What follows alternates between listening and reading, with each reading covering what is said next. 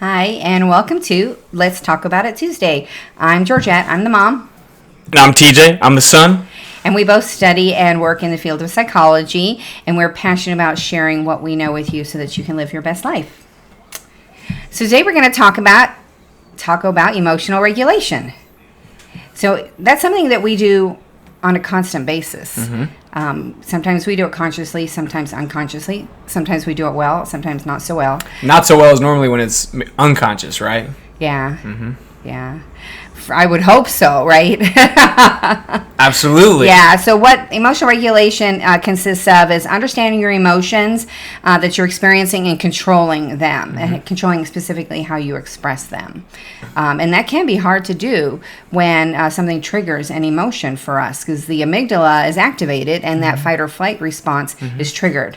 And what emotional regulation allows us to do is kind of press that pause button and intentionally react. Yeah. Stop, right? Stop. Want to stop yourself. S.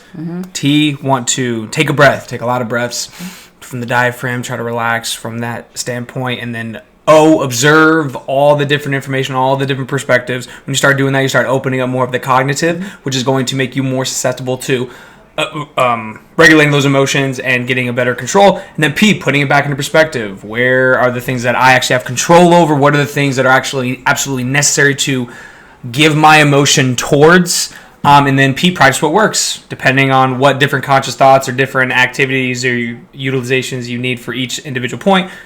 Try to find which ones that work for you in that moment. Right. And the beautiful thing is sometimes we know when these triggers are coming. They're conscientious, they're family members, they're events, they're doctors. Right. So practice. Right. Emotional regulation happens in the prefrontal cortex, which is not fully developed until your early 20s. So up until that age, it can be challenging.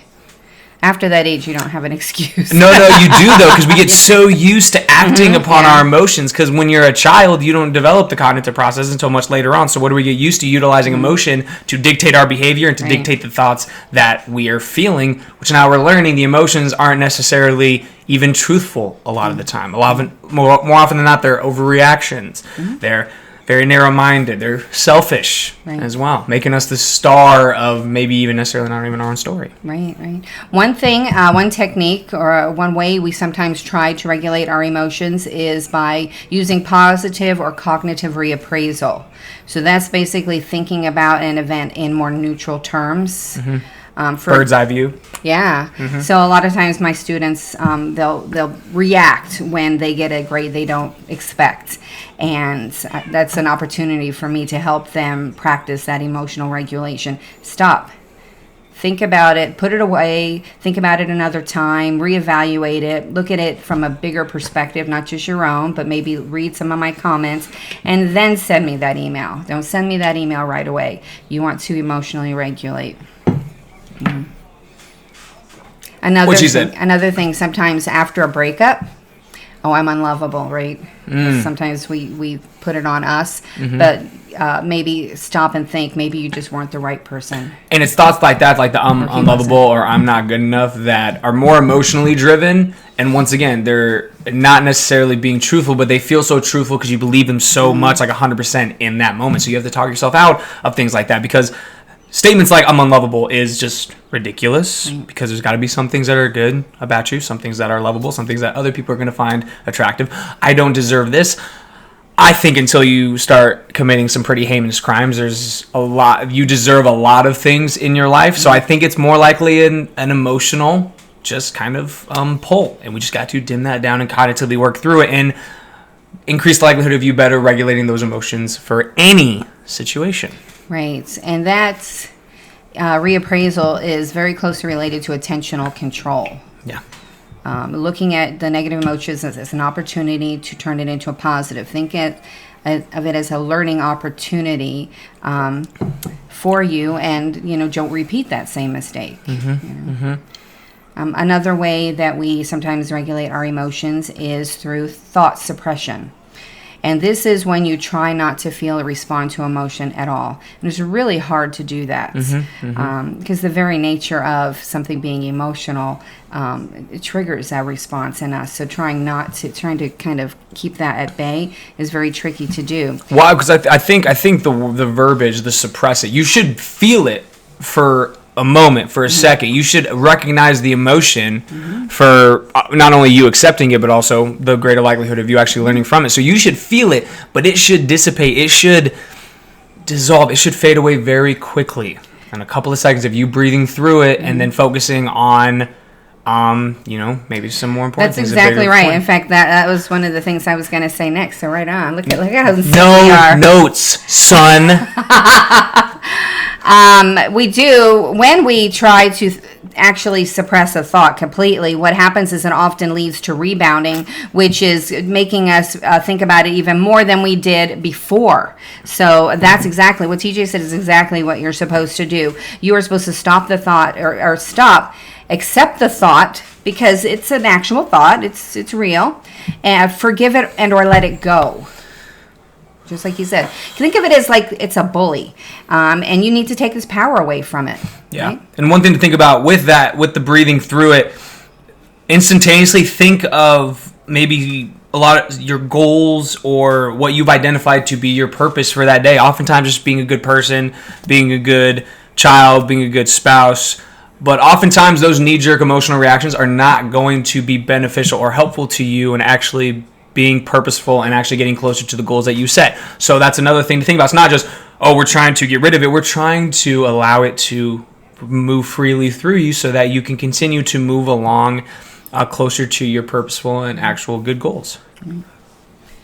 Another thing we do when we emotionally regulate sometimes is we ruminate. Ruminate means thinking about, elaborating, focusing on undesired thoughts, prolonging that emotion. So think of it like have you ever seen cotton candy get made? They put all the ingredients in and it starts spinning. What happens? Starts growing. I like that. Growing. The more you think about it, the more you put it off. I gotta pay off these bills, but it's due at the end of the month. It starts off small. It's getting closer. Oh my gosh, it's the day up. Boom, boom. What do I do now? When in all reality, there were a lot of things that you could have focused on during those times that could have made that a lot easier on you. Right. Absolutely. Yeah. Another thing that we do when we emotionally regulate is we use humor. Humor increases positive emotions. And here's a question for you. Have you ever laughed at an inappropriate time? Oh my gosh. Every day of my life. That's so interesting. Every day of my life. Every day in my therapy sessions. Yeah. I should not have laughed at that. Oh yeah. Somebody was talking to me the other day, and they were telling me a sad story. And in the middle of the sad story, I realized I was smiling, and I just sat there and think, okay, now how do I change this without them noticing that I'm going to change? Oh yeah, dude, slowly. No, sorry.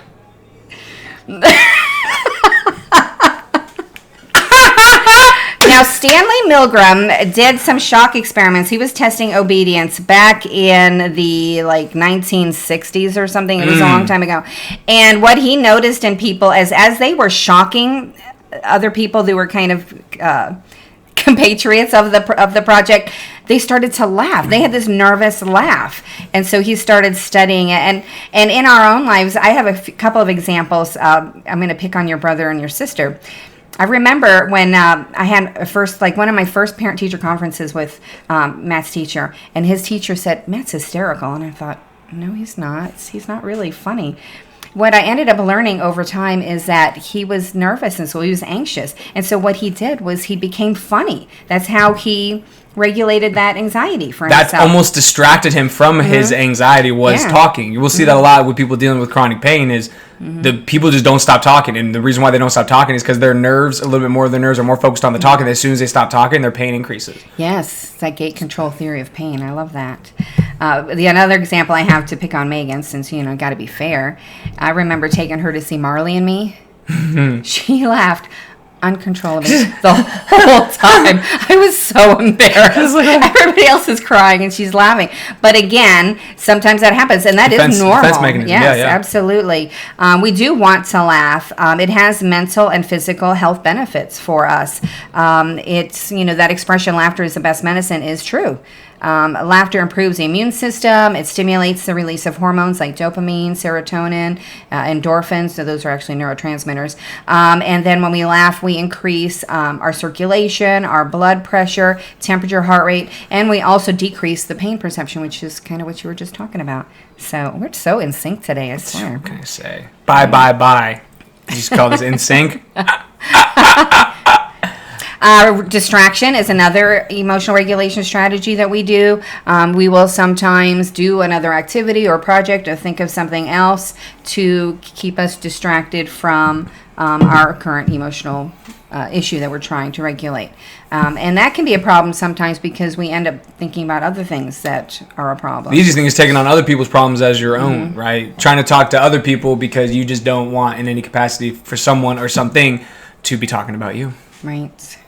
One thing that they say that we can do to help with our emotional regulation is do some self-soothing activities, practice self-care, do meditation, relaxation exercises, also do some cognitive labeling, identify what it is that's bothering you, what your triggers are so that you're prepared for them the next time. So you can actually stop and say, wait a minute, I know this is happening and I'm going to respond appropriately this time or in a better way this time. How to stop how to help children emotionally regulate. That's kind of an interesting thing. First off, they say model the right behavior. Of course. So that's what you always want to do as a parent anyways. Then you want to teach them to practice that pause, stop before they react.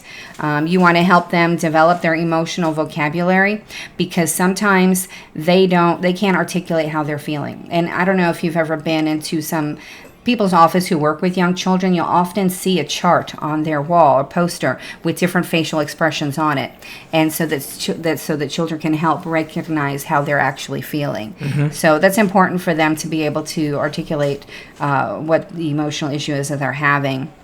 You have to teach them about actions and about consequences, which again is something you normally do as a parent. And then help them to identify the trigger. Say, do you remember the last time this happened? Remember the results or the consequences? So think about that next time. Yeah, I like that. Develop their emotional vocabulary. One important reason why that we need to focus on that is because as we get older, we call anger the umbrella emotion. It's much easier to say I'm angry at myself, I'm angry at other people, I'm angry at circumstances outside of my control, other than admitting I'm scared of something. I feel lonely because of this. I feel abandoned. So whenever you feel anger towards something or someone, stop and try to find why that is, because normally it's because of an underlying emotion, oftentimes associated with fear of the unknown, fear of a lot of things that you have lack of control over, fear of things happening again in a perpetual way. So once again, identifying that, not just saying why am I feeling all these emotions, because that's not necessarily going to change them, but working through them and cognitively trying to establish the awareness of where you get triggered and the emotions and those things, the better you will stay on track towards your goals. All right. That it? Yes, that's all we have for you today. This week, we would like you to practice the pause. Pause before reacting too quickly to emotional stimuli, and you'll be able to live your best life. Thank you. See you next Let's Talk About It Tuesday.